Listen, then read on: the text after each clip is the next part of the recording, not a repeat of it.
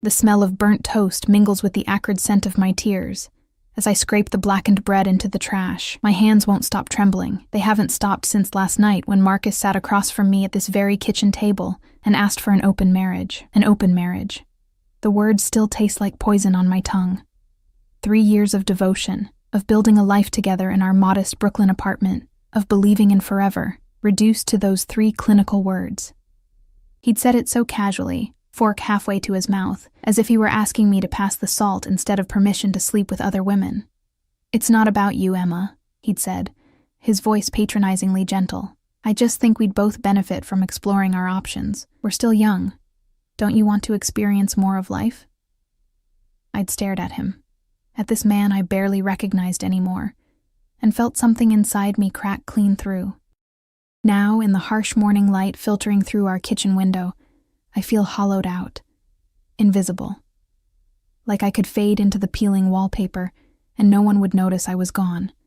The apartment feels smaller today, suffocating, filled with the ghost of the life I thought I had. My phone buzzes on the counter, a text from my sister Lily, asking if I'm still coming to help with the catering gig tonight. I'd forgotten all about it. She runs a small catering company, and I help out sometimes to earn extra money. Marcus's salary as a mid-level marketing manager barely covers our expenses, and my freelance graphic design work is sporadic at best.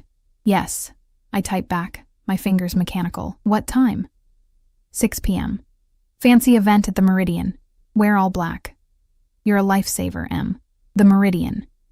One of Manhattan's most exclusive private clubs, the kind of place I'd never step foot in if not for carrying trays of champagne and canapes.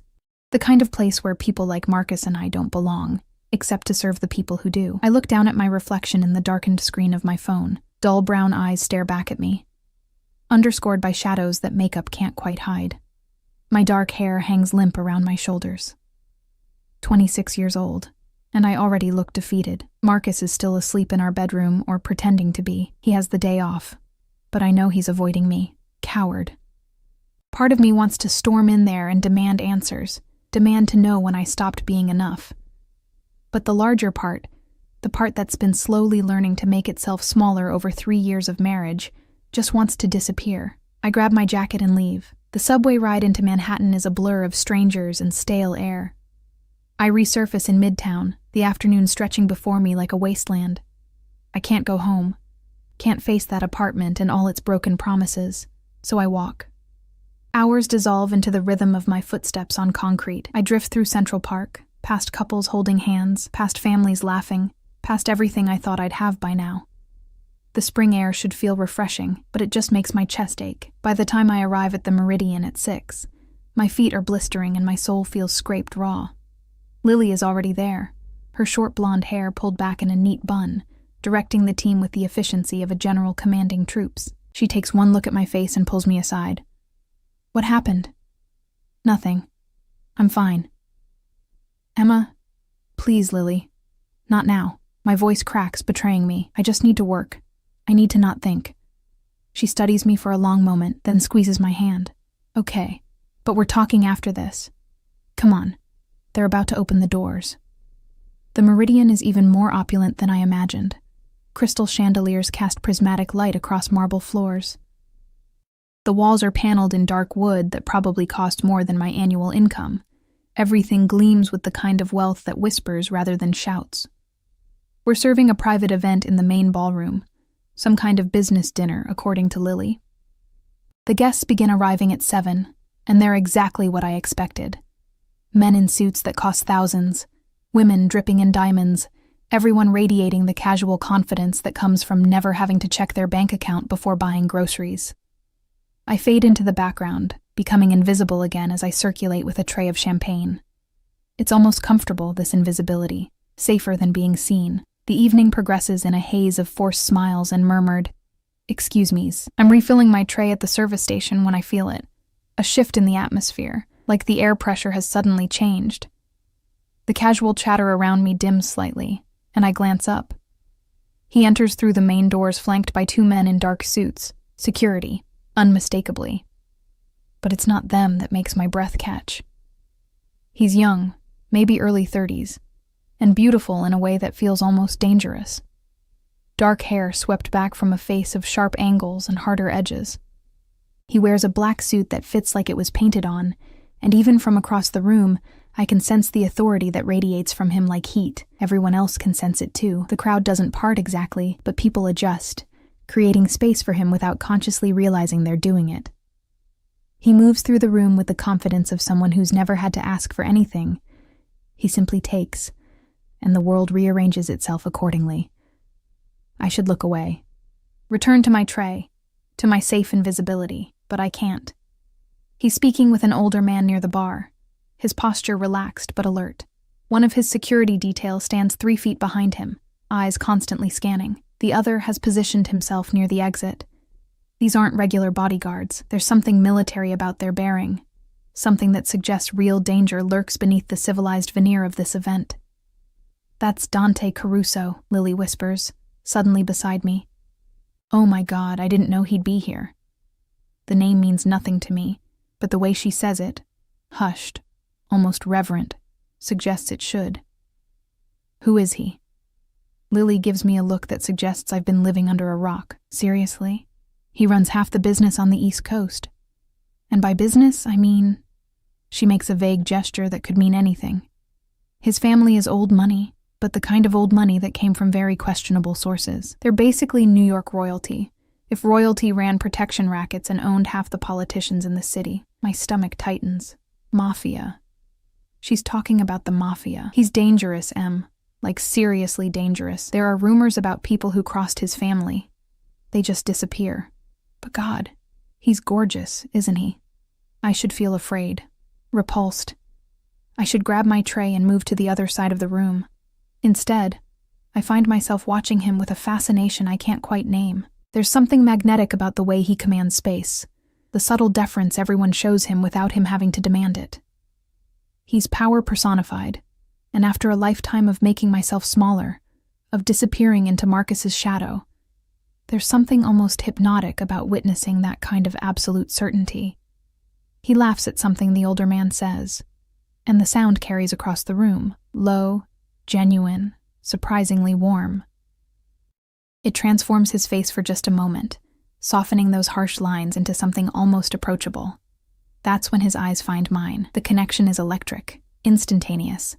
Across the expanse of the ballroom, through the crowd of Manhattan's elite, Dante Caruso looks directly at me. Not through me, the way people usually do. At me, into me.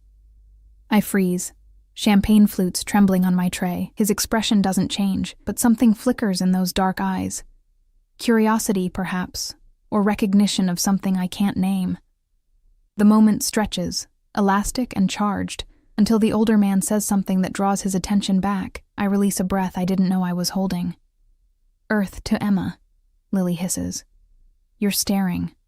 Stop staring at Dante Caruso. That's like staring at the sun. You'll get burned." She's right. I know she's right. I tear my gaze away and force my feet to move, to carry me and my tray of champagne back into the safety of invisibility. But I can still feel the weight of his gaze on my skin, like a brand. The rest of the evening passes in a blur. I keep to the edges of the room, refilling glasses and collecting empty plates, avoiding even the possibility of crossing paths with him again. My heart won't stop racing, and I hate that I can't tell if it's fear or something else entirely. It's nearly 10 when I'm heading back to the kitchen with a tray of empty glasses. The hallway is quieter here, away from the main event. My feet ache, my back aches, and my mind keeps drifting back to Marcus and his casual destruction of our marriage. I'm not paying attention. That's my first mistake. I don't see the server coming from the opposite direction until it's too late. We collide at the intersection of 2 hallways, and suddenly the world is exploding in a cascade of crystal and champagne. Glass shatters against marble with a sound like breaking stars. Gold liquid spreads across the floor in a growing pool, and I'm falling, my foot catching on the edge of the spill, my body tilting inevitably toward the ground and all that broken glass. Strong hands catch me. The grip is firm, steadying, wrapping around my waist and pulling me back from the fall. For a moment I'm suspended in time, held against a solid chest, breathing in a scent that's all expensive cologne and something darker, more primal underneath. Then I'm being set carefully on my feet, those hands lingering just a moment longer than necessary before releasing me. I turn, an apology already forming on my lips. The words die in my throat. Dante Caruso stands less than a foot away, his dark eyes fixed on my face with an intensity that makes my knees weak. Up close, he's even more devastating. All sharp cheekbones and a jaw that could cut glass, with a mouth that's currently curved into the barest hint of a smile. "Careful," he says, his voice low and rough like smoke. "You could have hurt yourself. I can't speak. Can't breathe. Can't do anything but stare up at him like an idiot while my heart tries to hammer its way out of my chest." One of his security guards appears at his elbow. "Sir, we should give us a moment," Dante says, not taking his eyes off me. The guard disappears as if he'd never existed. "I'm sorry," I finally manage, my voice embarrassingly breathless. "I wasn't watching where I was going. I'm so sorry. Are you hurt?" He's already scanning me, checking for injuries with a thoroughness that feels almost clinical. Except there's nothing clinical about the way his gaze lingers on my face, my throat, the rapid pulse that must be visibly racing beneath my skin. "No, I'm fine. You caught me. Thank you." The hallway feels too small suddenly, the air too thin. Behind us, I can hear the other server apologizing profusely, someone else calling for maintenance to clean up the glass. But it all seems very far away, muted, like we exist in a bubble separate from the rest of the world. Dante reaches out, and I freeze as his fingers brush my cheek, the barest whisper of contact. When he pulls back, there's a small shard of glass on his fingertip. "You're bleeding." I touch my face, and my fingers come away with a tiny smear of blood. I hadn't even felt it. "It's nothing," I say quickly. "Really, I should get back to work. Thank you again for... What's your name?" The question stops me mid-step. I shouldn't answer. Every instinct screams at me to apologize again and disappear back into the kitchen, back into my safe, invisible existence. But I'm so tired of being invisible. "Emma," I hear myself say. "Emma Torres." He repeats it slowly, like he's tasting each syllable. "Emma." Something in the way he says my name makes my stomach flip. "I'm Dante." "I know." The words escape before I can stop them, and I immediately want to sink through the floor. I heard someone mention... "I'm sorry, that sounded... It's fine." He's definitely smiling now, a real smile that transforms his entire face. "Do you work for the catering company?" "Sometimes. My sister owns it. I just help out occasionally." "And what do you do when you're not helping your sister?" This is surreal. Dante Caruso, the Dante Caruso, if Lily's reaction was any indication, is standing in a hallway making small talk with me like we're at a coffee shop instead of in one of the most exclusive clubs in Manhattan. Like he isn't surrounded by security. Like I'm not wearing a server's uniform with champagne splashed on my shoes. "Graphic design," I answer, because apparently my mouth has disconnected from my brain. "Freelance, mostly. It's not very exciting." I doubt that.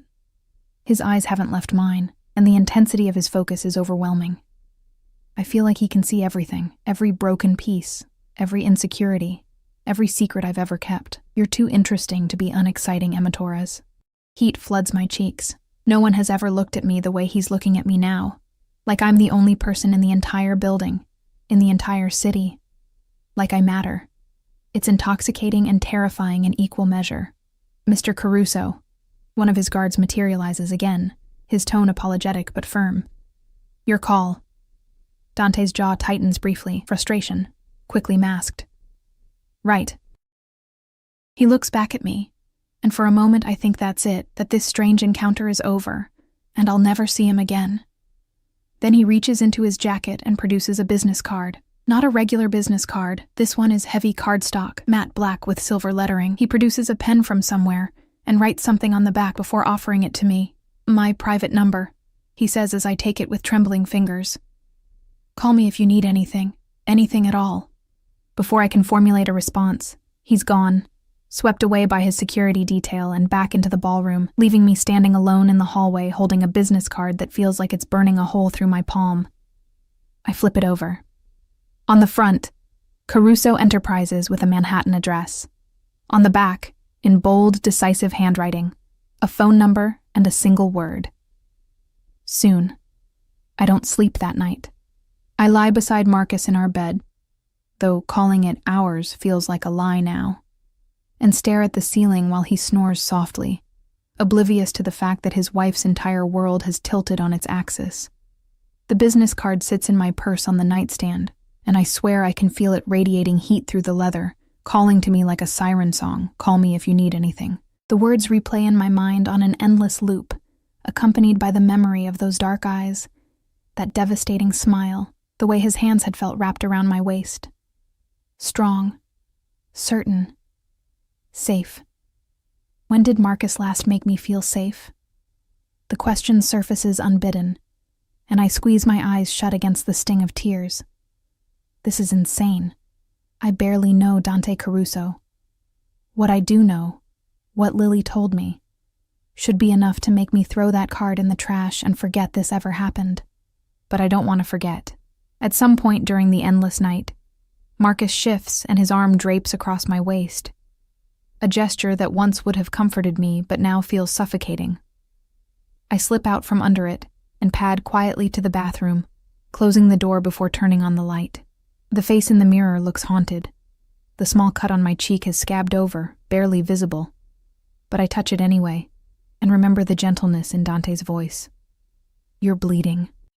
Marcus hasn't noticed I'm hurt, hasn't asked about my night. When I came home at midnight, he'd already been asleep, or pretending to be. I grip the edge of the sink and force myself to breathe, to think clearly. An open marriage. That's what Marcus wants. Freedom to explore, to experience more of life. The thought makes me nauseous, but beneath the nausea is something else. Something that feels uncomfortably like relief. If Marcus wants freedom, then I have it too. The realization should feel empowering. Instead, it just feels sad. Morning comes gray and oppressive. Marcus emerges from the bedroom at 9, already dressed for a Saturday brunch with his colleagues from work. He kisses my forehead absently, the gesture so routine it's meaningless. "I'll be back around 3, he says, pouring coffee into a travel mug. "We should probably talk later about the arrangement." The arrangement. As if our marriage is a business deal to be negotiated. "Sure," I hear myself say. "Have fun." He leaves, and the apartment feels bigger without him in it, emptier.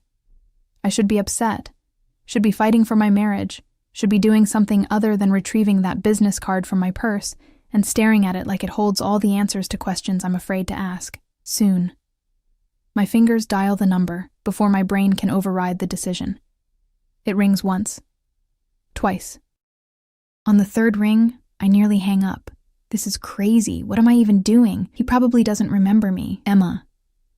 His voice is even more devastating over the phone, rough and warm and certain. Not a question. A statement. "How did you know it was me? I've been waiting for your call." I can hear the smile in his voice.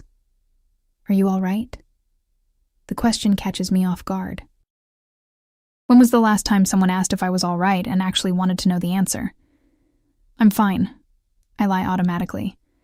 "No, you're not. It's not accusatory, just factual." "Where are you?" "Home. Brooklyn. Have you eaten?" What? "Breakfast, Emma. Have you had breakfast?" I look at the congealed oatmeal I'd attempted to make an hour ago, now cold and unappetizing in its bowl. Not really. "There's a cafe called Rosemary's in the West Village. Meet me there in an hour." It's not a request, not exactly. But somehow it doesn't feel like an order either. It feels like an inevitability. Like this moment was always going to happen, and we're both just playing our parts. "Dante, I don't think—" "1 hour, Emma. I'll be waiting." The line goes dead. I should feel manipulated, pushed into something I'm not ready for. Instead, I feel alive for the first time in months, electricity crackling through my veins as I race to the shower. Rosemary's is tucked away on a quiet street in the West Village, the kind of place that looks casual, but whispers money in every detail, from the fresh flowers on each table to the soft jazz playing overhead. I arrive exactly on time, my heart hammering against my ribs, wearing the nicest thing I own that isn't server blacks, a simple navy dress that Lily bought me last Christmas. Dante is already there, seated at a corner table with sightlines to both entrances. He's dressed more casually than last night. Dark jeans and a black Henley that somehow makes him look even more dangerous. But the security guard positioned near the door reminds me exactly who and what he is. He stands when he sees me, and the gesture is so old-fashioned, so unexpected, that I falter mid-step. "You came," he says, pulling out my chair. "You didn't really give me a choice. You always have a choice, Emma." His eyes lock on mine as I sit, and the intensity nearly steals my breath. "You could have blocked my number, could have stayed home, but you're here." He's right, and we both know it. I'm here because some reckless part of me wants to be. Consequences be damned. A waiter appears immediately, the kind of instant service that speaks to either regular patronage or significant influence. Dante orders coffee and something called the Mediterranean omelet without looking at the menu. When the waiter turns to me expectantly, I panic and just nod. "Same for me, please." The waiter disappears, and suddenly it's just us and the weight of everything unspoken hanging in the air between us. "How's your cheek?" Dante asks. My hand automatically rises to touch the small cut. "Fine. It was barely anything. You scared me last night, watching you fall." Something flickers across his face, an emotion I can't quite read. "I'm glad I was there." "Me too," I admit quietly. "Thank you." Again. "Stop thanking me." His tone is gentle but firm. "Tell me about yourself instead. The real you, not the polite server version. Where do I even begin?" The words stick in my throat, years of making myself smaller suddenly impossible to articulate. But Dante waits with a patience that feels infinite, those dark eyes encouraging without demanding. "I'm not very interesting," I start, then stop when he shakes his head. "I've already told you that's not true. Try again." The coffee arrives, buying me a moment. I wrap my hands around the warm mug and force myself to be honest. I'm 26. I've been married for 3 years to a man who asked me 2 days ago for an open marriage. I do freelance graphic design when I can get work, which isn't often enough, so I help my sister cater events to make ends meet. I live in a tiny apartment in Brooklyn that I hate, and I spend most of my time feeling invisible. And the confession spills out before I can stop it, and I immediately want to take it back. Too much, too honest. I've known this man for less than 24 hours, and I'm dumping my pathetic life story on him like he's a fool. I look up, startled. Dante's expression has hardened, his jaw tight with something that looks like anger. "Your husband. He's a fool if he doesn't see what he has." Heat floods my face. "You don't know me." "I know enough." He leans forward, and the movement brings him close enough that I can smell his cologne again. Cedar and something darker, more dangerous. "I know you're stronger than you think you are.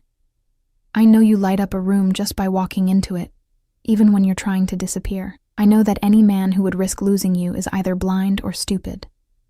My throat feels tight. "Why are you doing this? Being kind to you? Interested in me?" The words come out barely above a whisper. "You could have anyone. You're—" I gesture vaguely at him, at the security guard, at everything he represents, and I'm nobody. The change in him is instantaneous. The warmth drains from his expression, replaced by something cold and sharp. He reaches across the table and takes my hand, his grip firm enough to anchor me but gentle enough that I know I could pull away if I wanted to. I don't want to. "Listen to me very carefully, Emma." His voice is low, intense. "You are not nobody. I don't know who made you believe that, but they were wrong. Do you understand?" I nod, not trusting my voice. "Say it." "I'm not nobody." Again. "I'm not nobody." Stronger this time, the words feeling strange and powerful on my tongue. Good. He releases my hand, but his eyes don't leave mine. "Now eat. You're too thin." The food arrives, and it's delicious. The best omelet I've ever tasted, though I barely register the flavors. I'm too aware of Dante watching me, of the way his presence seems to fill the entire space, of how different this feels from any meal I've ever shared with Marcus. "Tell me about your work," he says. "Your design work." So I do. Hesitantly at first, Then with growing confidence as he asks intelligent questions, actually listening to my answers instead of just waiting for his turn to talk. He wants to know about my process, my favorite projects, what drew me to design in the first place. By the time our plates are empty, I've talked more about myself in 1 hour than I have in the past year of my marriage. I have a proposition for you, Dante says, signaling for the check. The waiter brings it immediately, and I notice Dante doesn't even look at the total before placing a black credit card on top. What kind of proposition? My company is rebranding one of our acquisitions, a hotel chain. We need fresh designs for everything from the logo to the room keys. I'd like to hire you. I stare at him. You don't even know if I'm any good. Then show me. Send me your portfolio tonight. He produces another business card, this one with an email address. If it's as good as I think it will be, the job is yours. Fair? It's more than fair. It's an opportunity that could change everything, the kind of project that could finally get my career off the ground. But I can't shake the feeling that there's more to this offer than professional interest. Why? I ask. And please don't tell me it's just because you think I'm talented. You barely know my work. He's quiet for a long moment, studying me with those penetrating eyes. When he speaks, his voice is serious. Because I want to see you again, Emma. And I'm selfish enough to create opportunities to make that happen. He pauses. But I'm also pragmatic enough to know that you actually are talented. And I do actually need a designer. So yes, there's personal interest. But I wouldn't risk one of my business ventures just to spend time with a beautiful woman. The job is real. Whether you take it, and whether you want to see me again, is entirely up to you. The honesty is disarming. I should say no.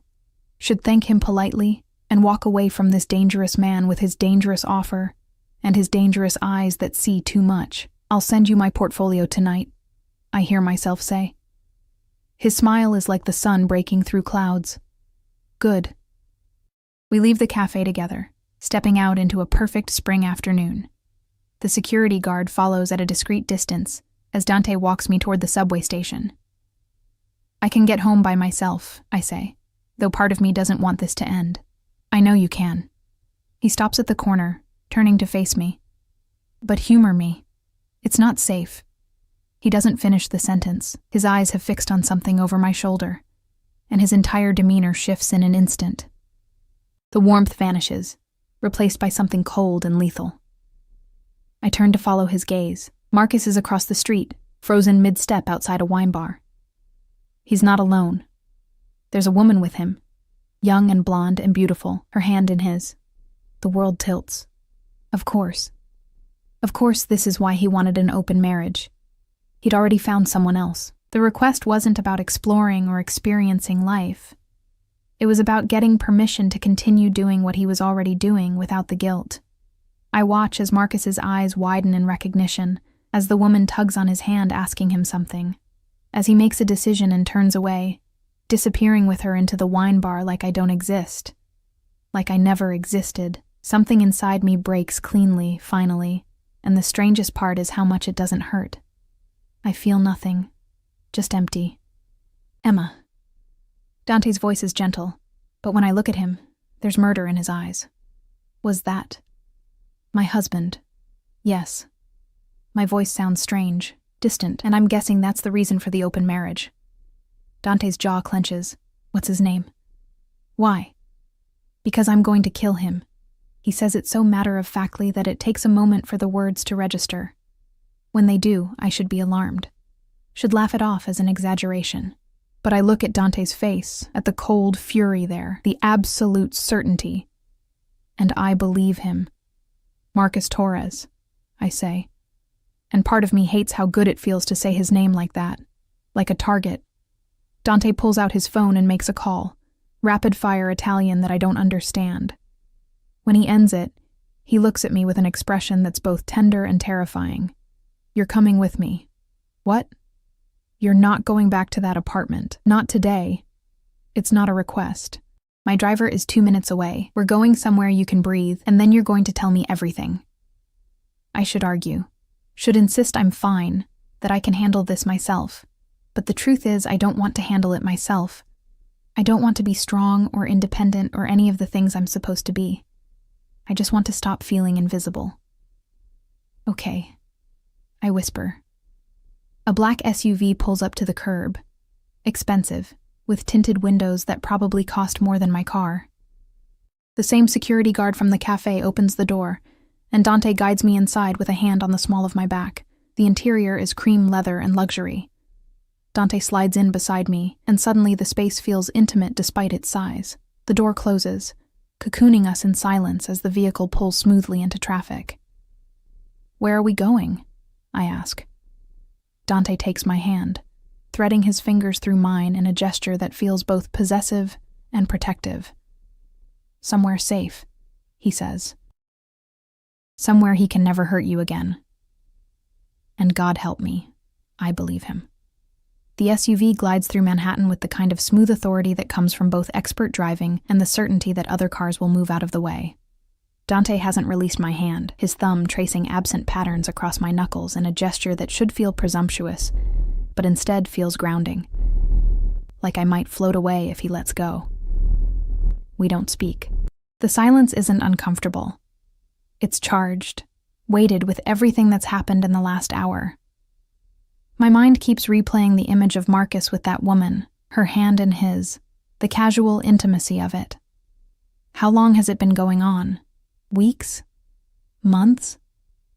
Has he been lying beside me every night planning his escape, waiting for the right moment to ask permission for something he was already doing?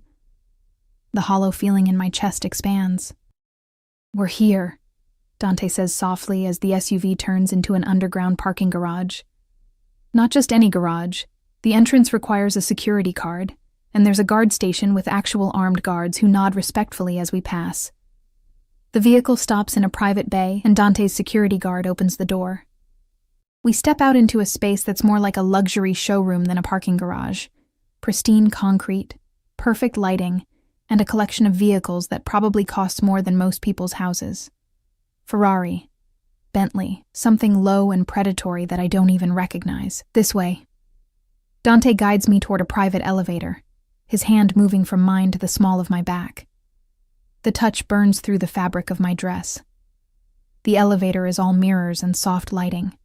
I catch sight of my reflection and barely recognize myself, cheeks flushed, eyes too bright, looking fragile and reckless in equal measure. Dante stands slightly behind me, and in the mirror our eyes meet. The intensity in his gaze makes my breath catch. "What are you thinking?" he asks.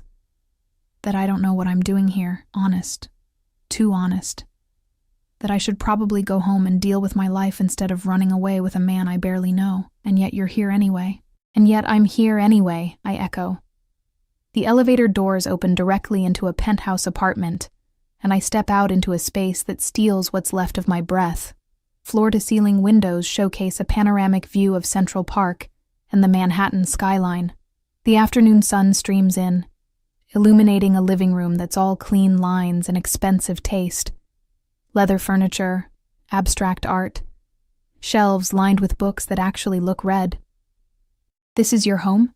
I ask, moving toward the windows like a moth to flame. "One of them." Dante sheds his jacket, draping it over a chair. Underneath, the black Henley clings to shoulders that suggest he does more than sit behind a desk. "I have properties in the city, upstate, overseas. But this is where I stay most often. Most often. As if having multiple homes is the most natural thing in the world." I press my palm against the glass, looking down at the city spread below us. From up here, everything looks small, manageable. My problems feel distant, like they belong to someone else. "Wine?" Dante appears beside me with 2 glasses of red, offering one. "Or something stronger." "Wine is good." I take it, grateful for something to do with my hands. He doesn't push me to talk, doesn't demand explanations or emotional confessions. Instead, he simply stands beside me, looking out at the view, giving me space to breathe while somehow making me feel less alone than I have in years. 3 years, I finally say, my voice barely above a whisper. I gave him 3 years. I supported him through his career changes, his insecurities, his bad days. I made myself smaller so he could feel bigger. And the whole time, he was... I can't finish the sentence. Cheating. Dante supplies, his voice hard. The word you're looking for is cheating. He asked for an open marriage first. Even as I say it, I recognize how pathetic it sounds, like that makes it better somehow. Like permission after the fact absolves him. Dante turns to face me fully, setting his wineglass on a nearby table. Emma, look at me. I do. And the fury in his eyes is almost frightening in its intensity. Your husband is a coward and a fool. What he did, what he's doing, has nothing to do with you and everything to do with his own inadequacy. Do you understand that? Intellectually, maybe, but it doesn't feel that way. My throat tightens. It feels like I wasn't enough. Like if I had been prettier, or more interesting, or... Stop. The command in his voice makes me fall silent. You want to know what I see when I look at you? I'm not sure I do, but I nod anyway. Dante steps closer, close enough that I can feel the heat radiating from him. His hand comes up to cup my face, thumb brushing across my cheekbone with devastating gentleness. I see a woman who's been systematically convinced she's invisible when she's actually radiant. I see strength that's been mistaken for weakness. I see someone who deserves to be cherished, protected, worshipped. And instead she's been taken for granted by a man who doesn't deserve to breathe the same air as her. My heart is hammering so hard I'm certain he can hear it. You don't know me well enough to say that. Don't I? His eyes search mine. I knew from the moment I saw you last night that you were extraordinary. I watched you move through that ballroom like you were apologizing for existing. And all I could think was that someone had broken something beautiful and convinced you that you were the one who was broken. Tears burn behind my eyes. Dante, I wanted to follow you into that kitchen. I wanted to ask your name, to hear your voice, to find out everything about you, and then you literally fell into my arms and I knew. His thumb traces my bottom lip, and I forget how to breathe. I knew you were mine to protect. The possessiveness in those words should alarm me, should send me running. Instead, they ignite something deep in my chest, something that's been dormant for so long I'd forgotten it existed. I'm married, I whisper, even as I lean into his touch. For now. His voice is dark velvet, dangerous promise. But that can be fixed. What are you saying? I'm saying that if you want out of your marriage, I can make it happen. Quietly, quickly. With enough money that you'll never have to worry about anything again. His other hand finds my waist, anchoring me. I'm saying that I want you, Emma. And I'm not a man who denies himself what he wants. This is crazy. This is moving too fast. This is everything I should be running from. A dangerous man with dangerous connections offering dangerous solutions to my problems. But I'm so tired of being careful. So tired of shrinking myself. So tired of being invisible. And what do you want from me in return? My voice is steadier than I feel. Everything. The word is a caress and a threat. Your time, your trust, your presence in my life. I want to give you everything you've been denied. Safety, security, the freedom to be exactly who you are without apology. He pauses, his eyes darkening. And I want you in my bed, Emma. I won't lie about that. I want to show you what it feels like to be desired, to be worshipped the way you deserve. Heat floods through me, pooling low in my belly. No one has ever spoken to me like this.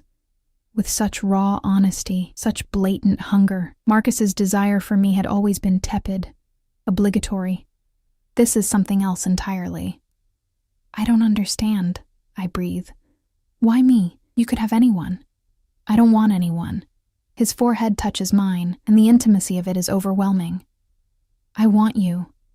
From the moment I saw you, Emma, and I always get what I want. The kiss happens inevitably, like gravity pulling us together. His mouth claims mine with a hunger that makes my knees buckle, and his arms tighten around me, holding me up, holding me together. I've been kissed before, but never like this. Never with such consuming intensity, such absolute possession. I should push him away, should remember that I'm still technically married, that this is all happening too fast, that I don't know this man beyond his dangerous reputation and devastating eyes. But when Dante kisses me, I don't feel invisible. I feel alive. He breaks away first, breathing hard, his control visibly fraying at the edges. Emma, We need to slow down. Why? The word escapes before I can stop it, surprising us both. Because I'm trying to be honorable here. His laugh is rough, pained. And it's taking every ounce of self-control I possess not to carry you into my bedroom right now and make you forget your own name. The image his words conjure makes my entire body flush with heat. Maybe I want to forget. Not like this.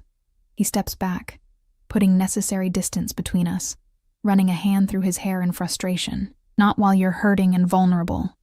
Not while you're technically still his wife. The possessive fury that crosses his face at those last words is almost frightening. When I take you to bed, Emma, and make no mistake I will, it will be because you're mine completely. No legal ties to another man. No question of whether you want this, whether you want me. The certainty in his voice sends shivers down my spine. Not if. When. My phone buzzes in my purse, shattering the moment. I pull it out with shaking hands. 3 missed calls from Marcus, 5 text messages. Where are you? Emma, answer your phone. We need to talk. I saw you in the village. Who was that man? Answer me. The final text is from 10 minutes ago, and the capitals speak to an anger he has no right to feel. I stare at the screen, and something inside me shifts. Hardens. He saw us, I say, showing Dante the phone. And now he's demanding answers. Dante reads the messages, his expression going cold. Give me your phone. What? Why? Because I'm going to handle this. At my hesitation, he adds, trust me, Emma. Let me protect you. There's that word again. Protect. As if I'm something precious, something worth defending. The novelty of it makes my chest ache. I hand him the phone. Dante's fingers fly across the screen, typing out a response I can't see. When he's done, he shows it to me before hitting send. I'm done. I'll be back tomorrow for my things. Don't contact me again tonight. My breath catches. Dante, that's exactly what he deserves. He sends the message before I can protest. You're staying here tonight. My guest room is yours. Tomorrow we'll go to your apartment with my security and collect your belongings. You'll never have to face him alone again. You can't just... I can't just... Yes, you can.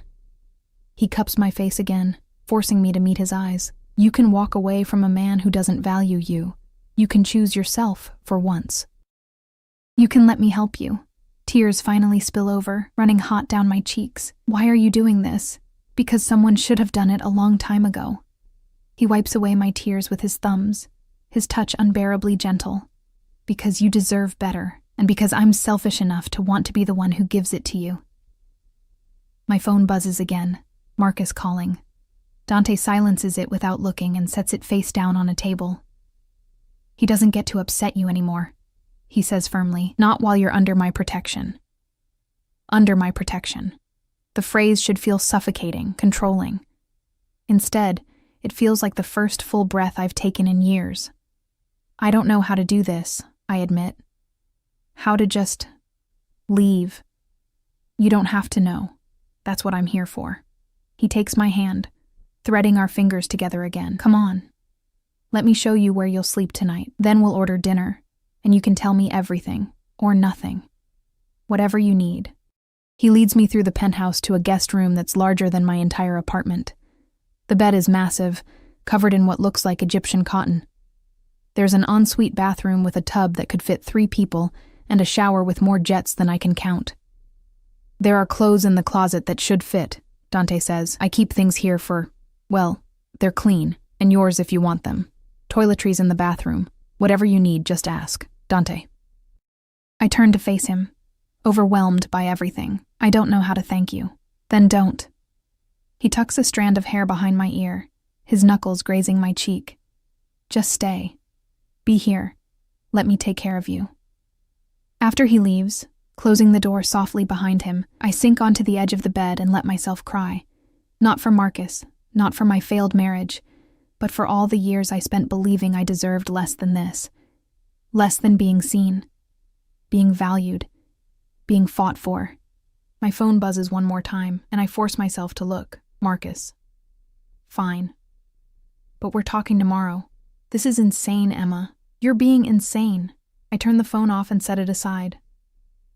For the first time in 3 years, I don't care what Marcus thinks. For the first time in my life, I'm choosing myself. And somehow, impossibly, that choice looks like a dangerous man with gentle hands and eyes that promise both protection and possession. Tomorrow, I'll figure out what that means.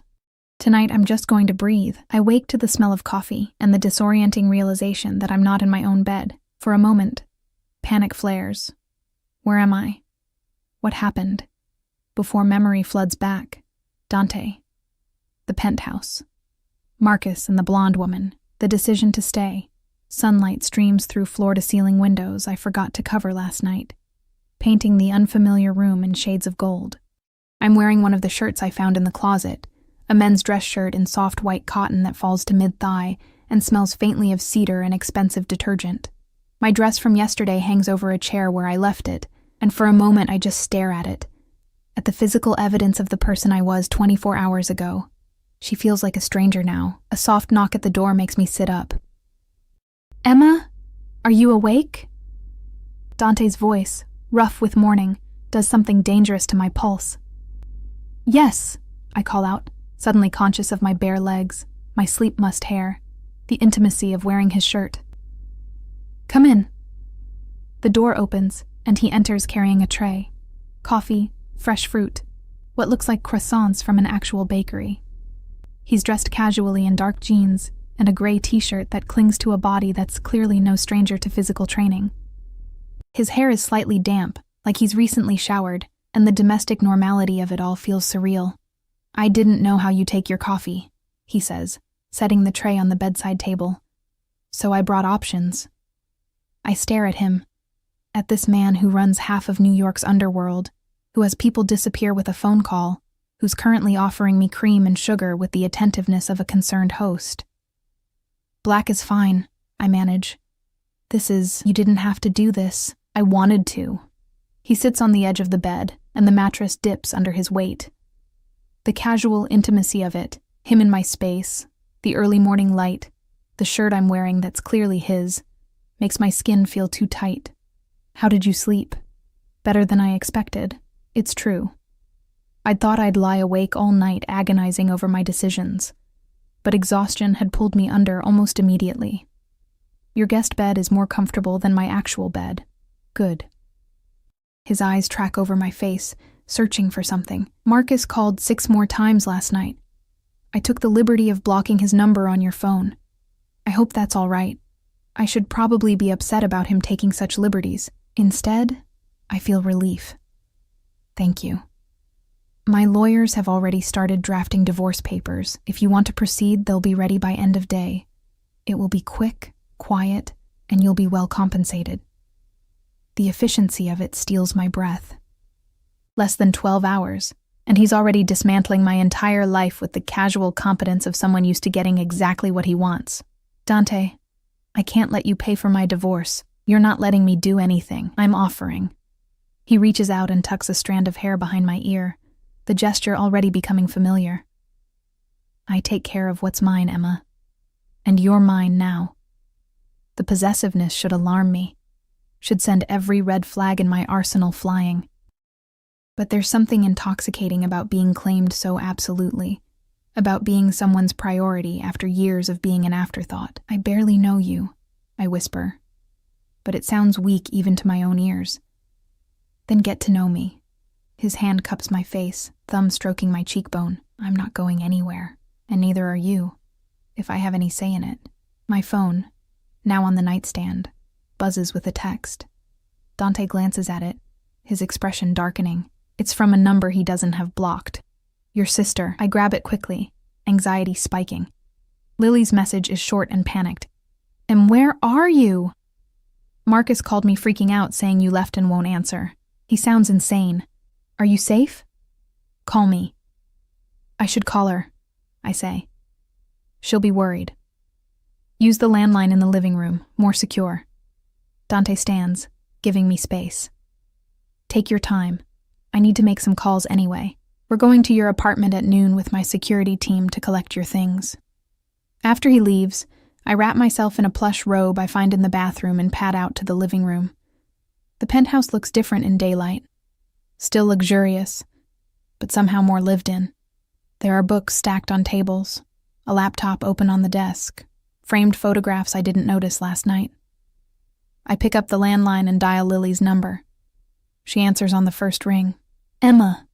Oh my God, where are you? Marcus called me at midnight saying you'd run off with some man, and I'm fine, Lily, I'm safe. Safe where? With who? Marcus said he saw you with someone in the village, and then you sent him some cryptic text about leaving. I'm leaving him. Saying it out loud makes it real. Marcus has been cheating on me. That open marriage request? He already had someone else. I saw them together yesterday. The silence on the other end stretches for 3 heartbeats. That absolute piece of shit. Lily's voice shakes with fury. I'm going to kill him. Where is he? I'm going to... Lily, breathe. I'm handling it.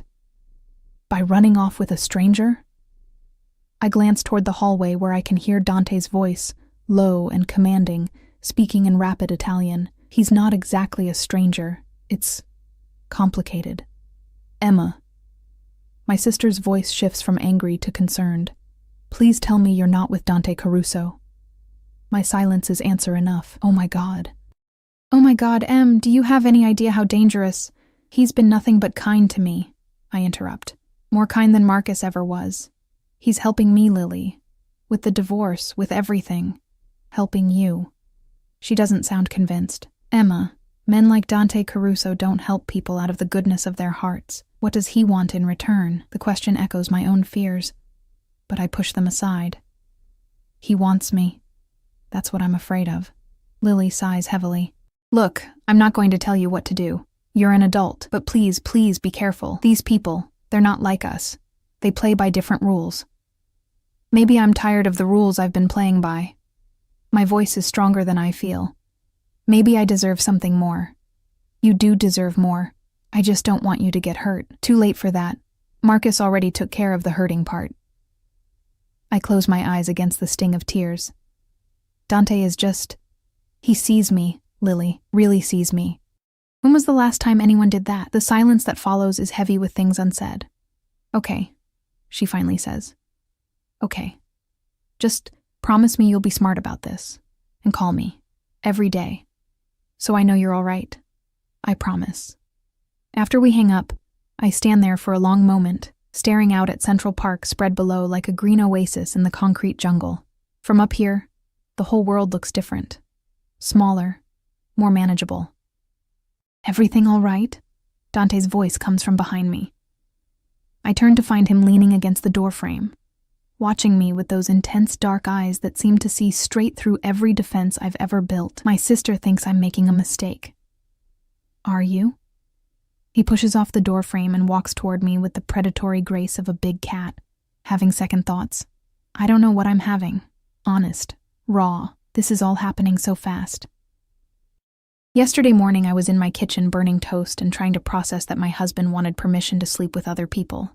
Now I'm standing in a penthouse I could never afford, wearing your shirt, planning to divorce him with lawyers I've never met. If it's too much, we can slow down. But even as he says it, his hands find my waist, pulling me closer. Though I should warn you, I'm not particularly good at slow when I want something. And you want me. Desperately. The word is a caress and a confession. His forehead touches mine, and I can feel his breath warm against my lips. Tell me to stop, Emma. Tell me this is too much, too fast, and I'll step back. I'll still help you with the divorce, still give you space to figure out what you want, but you have to tell me now, because my self-control where you're concerned is hanging by a thread. I should tell him to stop. Should take that space he's offering and figure out my life without the complication of whatever this is between us. But I'm so tired of should. Don't stop, I whisper. The kiss is inevitable, explosive. His mouth claims mine like he's been starving for it, and maybe he has. Maybe we both have. His hands slide up my back, tangling in my hair, angling my head to deepen the kiss until I'm drowning in him, in the taste and feel and overwhelming presence of him. We stumble backward until my back hits the window, the glass cool against my shoulders even as heat floods through every nerve ending. Dante's body presses against mine, and I can feel the evidence of his desire, hard and insistent against my hip. Emma, he groans against my mouth. We should stop. I thought you said you weren't good at slow. I'm trying to be honorable. His lips trail down my jaw, my throat, finding the pulse point that makes me gasp. Trying to be the man you deserve instead of the man I am. And what kind of man are you? He pulls back just enough to look at me, and what I see in his eyes is dark and dangerous and absolutely devastating. The kind who takes what he wants and destroys anyone who tries to take it away. His thumb brushes across my bottom lip. The kind who's already imagining all the ways I'm going to make you mine. The kind who's selfish enough to want to lock you away in this penthouse where no one else can ever look at you, touch you, hurt you. I should be terrified. Every rational cell in my body is screaming warnings about possessive men and dangerous obsessions and the difference between protection and prison.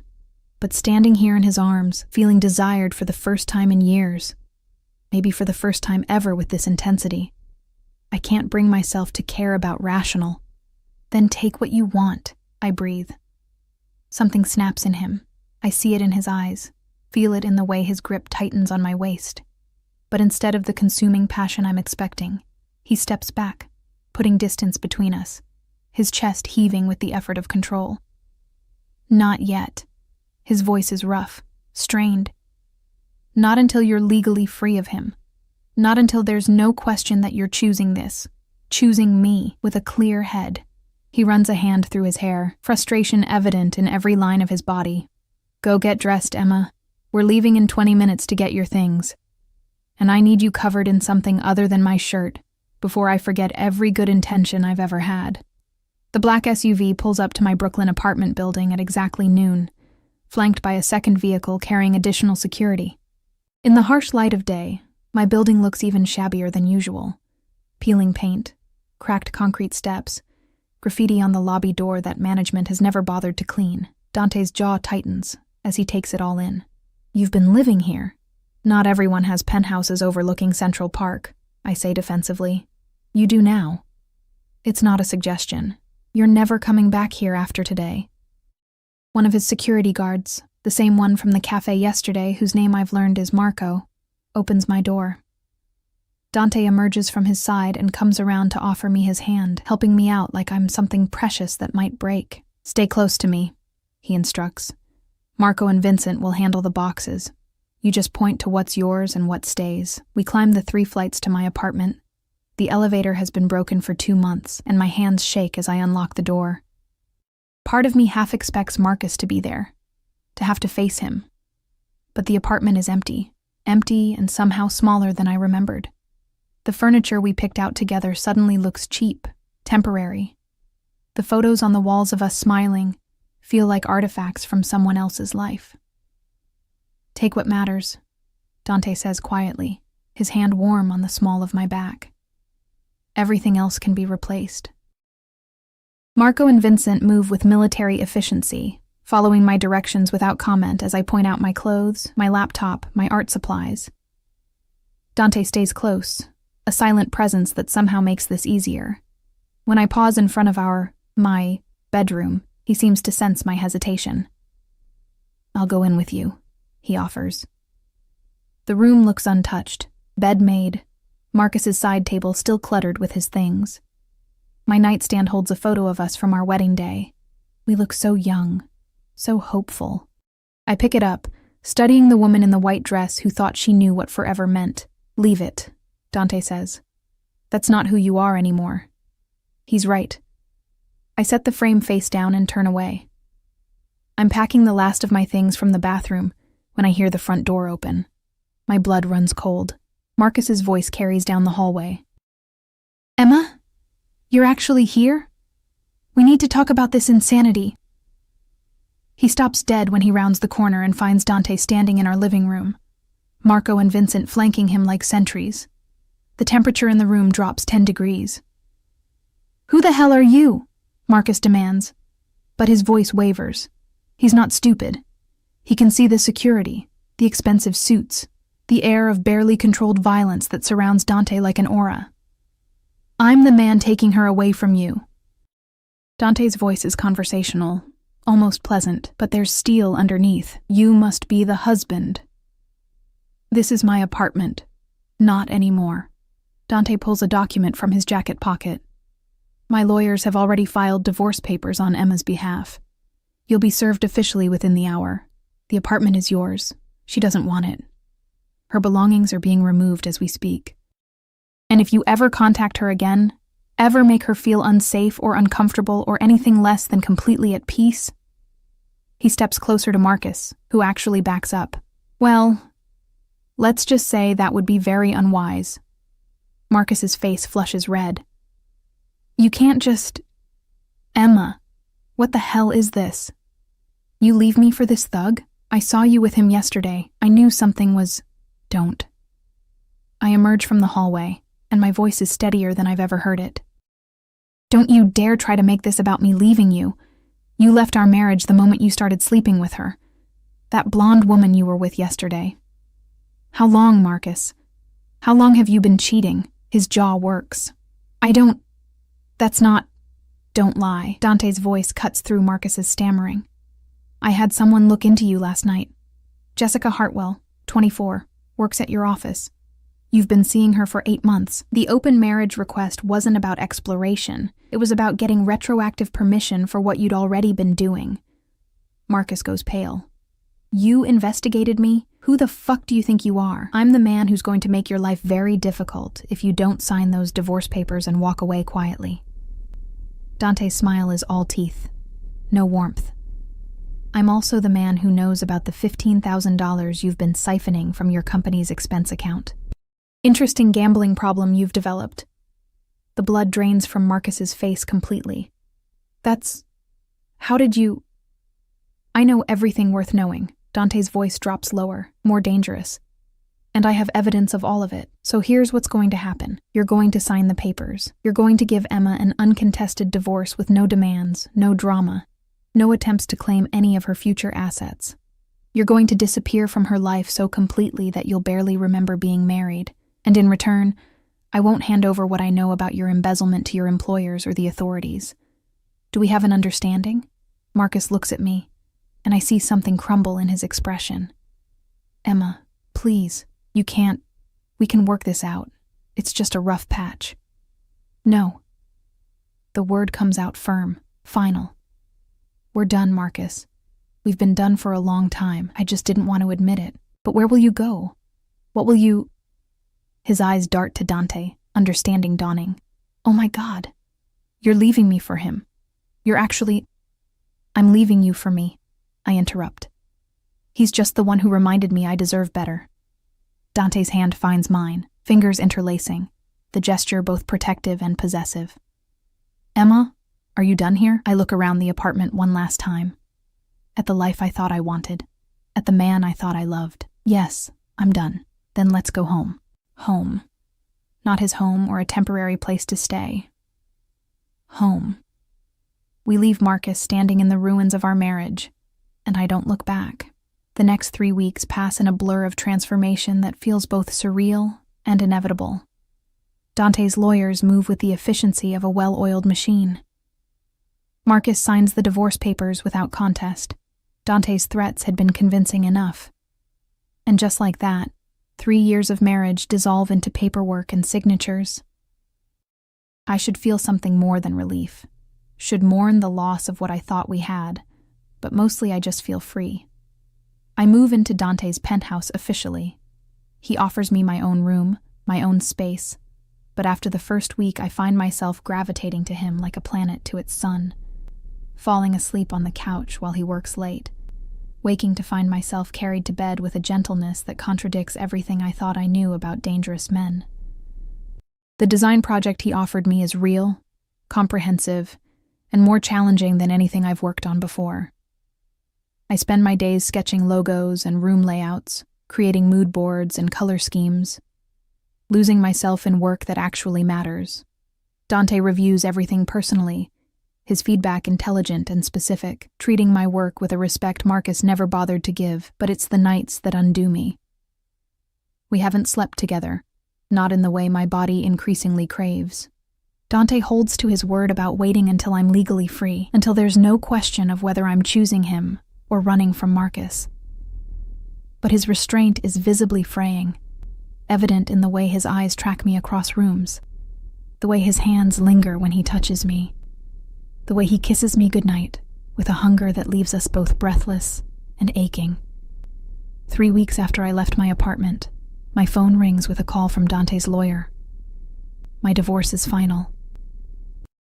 I stare at the screen for a long moment, processing what this means.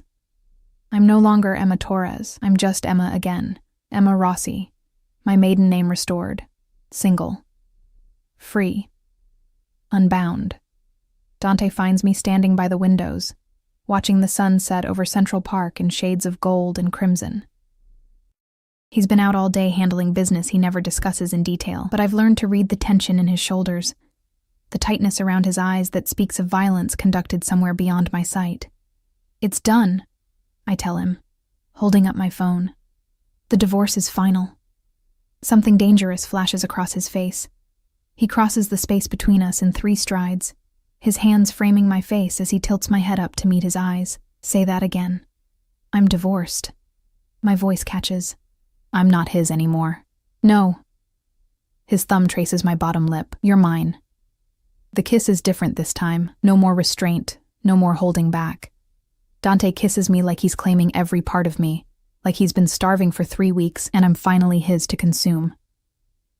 His hands slide down to my waist, lifting me easily, and my legs wrap around him instinctively as he carries me through the penthouse, not to the guest room I've been staying in, to his bedroom. The room is masculine and luxurious. Dark wood furniture, charcoal linens, floor-to-ceiling windows that overlook the glittering city. He sets me down beside the massive bed, his hands already working at the buttons of my shirt, with a dexterity that speaks of experience. Tell me you want this, he demands, his voice rough. Tell me you're choosing this, choosing me, with full knowledge of who and what I am. I reach up to cup his face, feeling the tension in his jaw, the barely leashed control. I know you're dangerous. I know you've done things that would terrify most people. I know your world operates by rules I don't fully understand. I pull him down until our foreheads touch. And I want you anyway. I choose you anyway. The last thread of his control snaps. Dante strips my clothes away with hands that shake slightly, his eyes drinking in every inch of revealed skin like I'm something sacred. When I reach for his shirt, he helps me, and the body underneath steals my breath, defined muscles marked with scars that speak of a violent life. A tattoo over his heart in Italian script I can't quite read. What does it say? I trace the letters with my fingertip. La familia è tutto. His hand covers mine. Family is everything. Before I can respond, he's lowering me to the bed, his body covering mine, and rational thought dissolves into sensation. His mouth traces paths across my skin, learning every curve and hollow, every place that makes me gasp. His hands worship me with a reverence that contradicts the possession in his eyes, and when he finally makes me his completely, it's with a tenderness that brings tears to my eyes. This is what it feels like to be cherished, to be desired, to matter to someone with an intensity that borders on obsession. Mine. Dante breathes against my throat as we move together. Say it, Emma. Say you're mine. Yours. I gasp, surrendering to the truth of it. I'm yours. The weeks that follow blur together in a haze of passion and discovery. I learn the rhythms of Dante's world, the late-night phone calls he takes in rapid Italian, the meetings with men whose names I don't need to know, the way security always shadows us whenever we leave the penthouse. I learn that his reputation isn't exaggerated, that he truly is as dangerous as people say, but that danger has never been directed at me. If anything, his protectiveness borders on excessive. He has Marco follow me when I meet Lily for coffee. He insists on knowing my schedule, my whereabouts, who I'm with. It should feel suffocating, but after years of being invisible to Marcus, there's something intoxicating about being someone's complete focus. You know you're not my prisoner, right? I tease one evening as we're getting ready for dinner at an exclusive restaurant he's arranged. I can leave the penthouse without an armed escort. Dante's hand still on his tie, his expression serious as he meets my eyes in the mirror. You could, but you won't, because you understand that being with me makes you a target. He turns to face me fully. There are people who would hurt you to hurt me, Emma. People who would see you as leverage, as a weakness to exploit. Marco isn't there to control you. He's there to keep you safe. The honesty is sobering. I knew in abstract that his world was dangerous, but hearing it stated so plainly makes it real. Does that scare you? He asks, watching my reaction carefully. Sometimes, I admit. But not enough to leave. Something softens in his expression. He crosses to where I'm sitting and pulls me to my feet, his hands settling on my hips. I would never force you to stay. If I become too much, you can walk away. I'll make sure you're safe, set up somewhere secure with enough money that you'll never need anything. But Emma, his voice drops lower. It would destroy me to let you go. I reach up to touch his face, feeling the tension there. Then it's a good thing I'm not going anywhere. The dinner is at a restaurant where Dante is clearly known and feared in equal measure. We're shown to a private room, and the meal is exquisite, course after course of perfection that I barely taste because I'm too aware of the way Dante watches me. The way his hand finds mine across the table. The promise in his eyes of what will happen when we return to the penthouse. We're finishing dessert when a man approaches our table despite the clear presence of security. He's older, maybe 50, with the kind of expensive suit that whispers old money and the predatory eyes of someone used to getting what he wants. Dante Caruso, the man says, his tone jovial, but with an edge underneath. I heard you'd taken a wife, wanted to come pay my respects. Dante's expression doesn't change, but I feel him tense beside me. Antonio, this is a private dinner. Of course. Antonio's eyes slide to me, assessing. She's beautiful. Unusual choice, though. I heard you've always preferred more experienced women. The insult is subtle, but unmistakable. My cheeks flush, but before I can respond, Dante's hand tightens on mine. A warning to stay quiet. Emma is my fiancée, Dante says, his voice deadly calm. And you will speak of her with respect or not at all. Fiancée. The word hangs in the air. We've never discussed marriage, but Dante says it with such casual certainty that Antonio takes a step back. My apologies. No offense intended, but his smile suggests otherwise. I'll leave you to your evening. But Dante, we should talk soon. About the territories. There's nothing to discuss. The territories are settled. Are they? Antonio's smile sharpens. Word is you've been distracted lately? Might be time for some of us old guard to remind you how things work. The temperature in the room drops. Marco materializes at Dante's shoulder, and two other guards I hadn't noticed move to flank Antonio. The only thing that needs reminding, Dante says, standing slowly, is what happens to people who threaten what's mine. I suggest you leave now, Antonio. While you still can. Antonio's jovial mask cracks, revealing the calculating predator underneath. But he's smart enough to recognize when he's outmatched. With a curt nod, he leaves, his expensive shoes clicking against marble with each retreating step. Dante doesn't sit back down. We're leaving. Now. What was that about? I ask as Marco ushers us out through a back entrance. Nothing for you to worry about. But the tightness in his jaw suggests otherwise. The ride back to the penthouse is tense, silent. Dante makes 3 phone calls in rapid Italian, his voice clipped and authoritative. When we arrive, he's out of the car before it fully stops, barking orders at security I don't understand. I follow him into the penthouse, my concern growing. Dante, talk to me. What's happening? He rounds on me, and for the first time, I see real fear in his eyes. Antonio Rossi. He runs operations in Brooklyn and Queens. We've had an uneasy truce for years, but he's been looking for an excuse to expand into my territories. And now? He runs a hand through his hair. Now he knows you exist, knows you matter to me, understanding Dawn's cold and terrible. You think he'll come after me. I know he will. Dante crosses to me, taking my shoulders.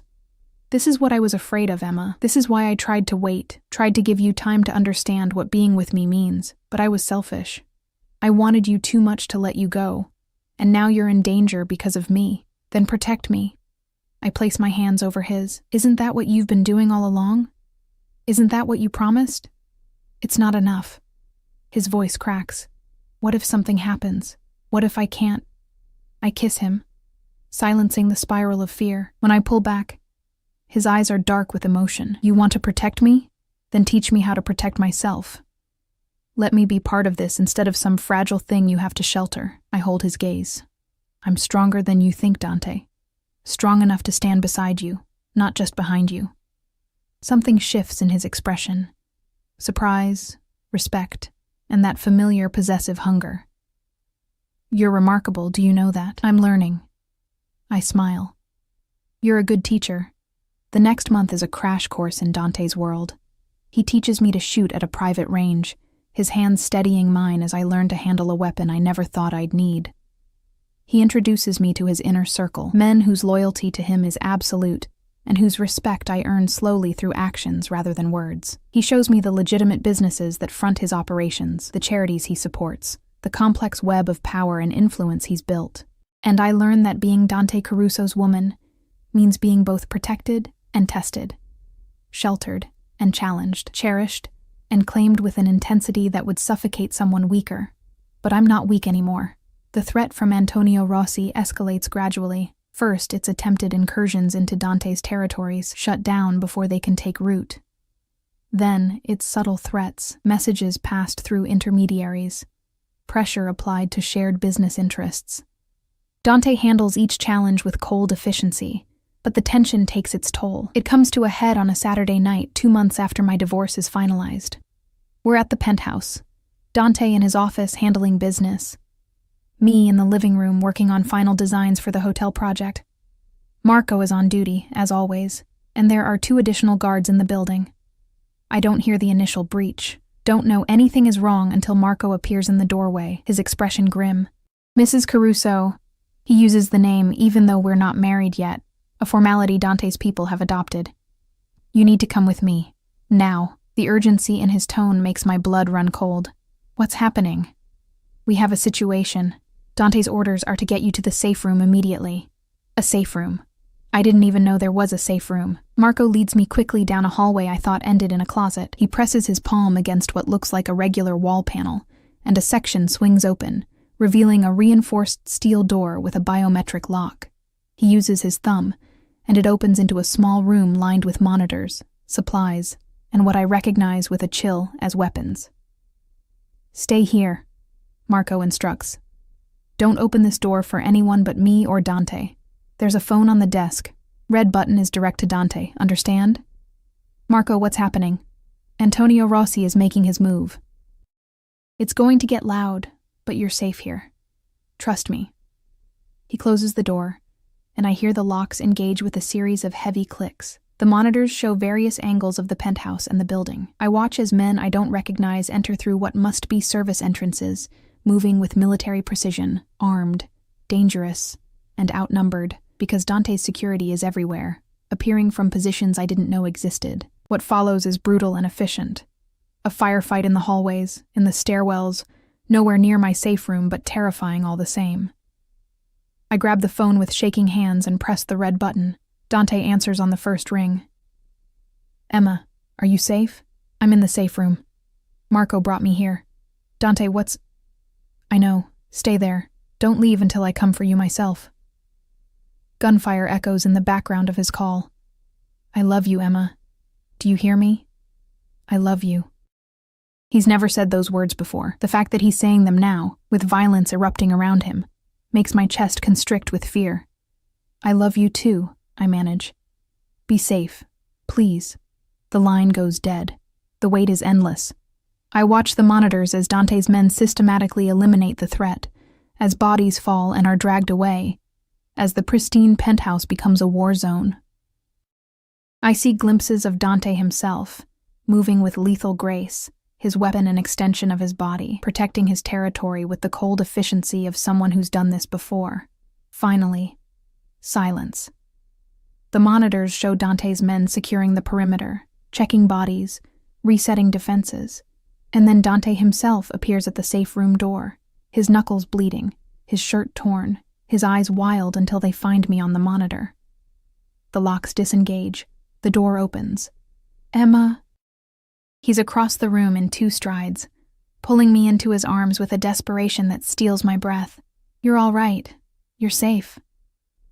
What about Antonio? My voice is muffled against his chest. Being handled. The coldness in his tone tells me everything I need to know. He made the mistake of threatening what's mine. That mistake will be his last. I should be horrified, should be traumatized by the violence I just witnessed on the monitors. Instead, I just hold him tighter, grateful that he's alive, that we're both alive. Marry me, Dante says suddenly. I pull back to look at him. What? Marry me, Emma. Not because I'm trying to trap you or possess you or any of the things you might be thinking. His hands cut my face. Marry me because I love you. Because I want the world to know you're mine and I'm yours. Because I want to build a life with you. A real life. Not just this half-existence of threats and fear. A real life? I laugh shakily. Dante, I just watched your penthouse turn into a battlefield. And it will never happen again. His voice is steel. After tonight, everyone will know that touching you means death. No one will be stupid enough to try. He kisses me softly, tenderly. Say yes, Emma. Choose me. Choose this life. Choose us. I promise I'll spend every day making you happy you did. I think about the woman I was 3 months ago. Invisible, diminished, accepting crumbs of affection from a man who didn't value her. I think about Marcus and his casual cruelty, his easy dismissal. And I think about Dante, dangerous and possessive and absolutely devoted, who sees me, values me, protects me with a ferocity that borders on obsession, who makes me feel alive in ways I never knew possible. The choice isn't difficult. Yes, I breathe. Yes, I'll marry you. 6 months later, the wedding is small, private, held at Dante's estate upstate, with only his closest associates and my sister in attendance. Lily cried through the entire ceremony. Happy tears, she insisted, even though I know she still worries about the world I've chosen. But she can see what I've found here, what I've become. I'm no longer the invisible girl who burned toast in a tiny Brooklyn apartment. I'm Emma Caruso, wife of one of the most powerful men on the East Coast, designer with a growing reputation, woman who's learned to stand tall in rooms full of dangerous men. The hotel project I designed launches to critical acclaim. Dante's company acquires 2 more chains, and suddenly I have more work than I can handle.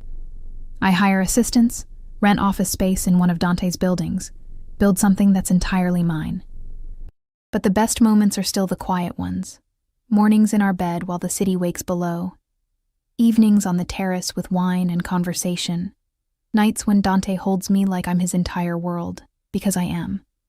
Just as he's become mine. What are you thinking about? Dante asks, coming up behind me where I stand at the window of our bedroom. His arms wrap around my waist, pulling me back against his chest. How different my life is now, I admit. How different I am. Regrets? Not one. I turn in his arms to face him. You saved me, you know, from a life where I was slowly disappearing.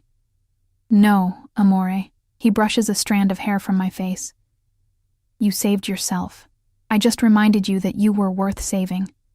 I kiss him, pouring 3 months of gratitude and love and absolute certainty into it. When we break apart, he's smiling. That rare, genuine smile that transforms his dangerous face into something beautiful. I have something for you, he says, reaching into his pocket. He produces a small box, not a ring box this time, but something else. Inside is a key, ornate and old-fashioned. What's this? The estate in Tuscany I told you about, the one my grandmother left me. His eyes are warm. I want us to spend next summer there. Just us. No business, no threats, no world to worry about. I want to show you where I came from, where my family built what we have now. A whole summer? I laugh. What about your empire? My empire can survive without me for a few months. He pulls me closer. Besides, I've been thinking it's time to step back slightly. Let my underbosses handle more, spend more time with my wife. His hand drifts to my stomach, and his smile turns knowing. Especially since in about 7 months, we're going to need to make room for someone else. The world tilts. How did you... I just found out this morning. I was going to tell you tonight. I always know, Emma. He kisses me softly. I know everything about you. Every thought, every dream, every fear. His hand splays protectively over my stomach. And now every life we create together. Tears sting my eyes. Happy tears this time. You're going to be a father. And you're going to be an extraordinary mother. His voice is thick with emotion. Our daughter, what makes you think it's a girl? Just a feeling. He grins. And I'm usually right about these things. I laugh, letting him hold me as the sun sets over our city, painting everything in shades of gold. Somewhere below, the world continues its chaos, threats and violence and all the darkness that comes with a life Dante leads. But here, in this moment, there's only light, only love, only the absolute certainty that I made the right choice, not just in leaving Marcus, but in choosing to be seen, in choosing to matter, in choosing a dangerous man with gentle hands who taught me that being possessed and protected isn't the same as being imprisoned. It's being cherished. I love you. I whisper against his chest. I love you more. He tilts my face up to his, my Emma, my wife, my everything. And in his eyes I see my reflection. No longer invisible, no longer diminished. Just whole. Finally, completely, devastatingly whole.